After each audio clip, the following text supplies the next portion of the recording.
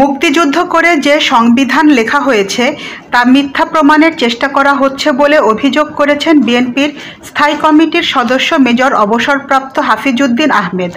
শনিবার ২ August engineers ইনস্টিটিউশনে July গণঅভ্যুত্থানের বর্ষপূর্তিতে আলোচনা সভা ও শহীদ পরিবারের সম্মাননা অনুষ্ঠানে তিনি এসব কথা বলেন।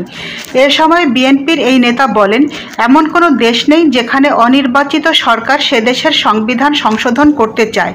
মুক্তিযুদ্ধ করে যে সংবিধান লেখা হয়েছে তা মিথ্যা প্রমাণ করার চেষ্টা হচ্ছে। তিনি অন্তর্বর্তী সরকারের সমালোচনা করে বলেন, জুলাই যোদ্ধাদের আশা বাস্তবায়ন না হওয়ার কারণ হচ্ছে বর্তমান সরকার জুলাই চেতনা ধারণ করে না। বর্তমান সরকারের কেউই ১৭ বছরে হাসিনার দুঃশাসন নিয়ে কথা বলেনি। অনুষ্ঠানে বিশেষ অতিথির বক্তব্যে বিএনপির স্থায়ী কমিটির সদস্য এজেডএম জাহিদ হোসেন বলেন, ভবিষ্যতে যাতে কেউ ফ্যাসিস্ট আচরণ করতে না পারে সেরকম বিচার করতে হবে।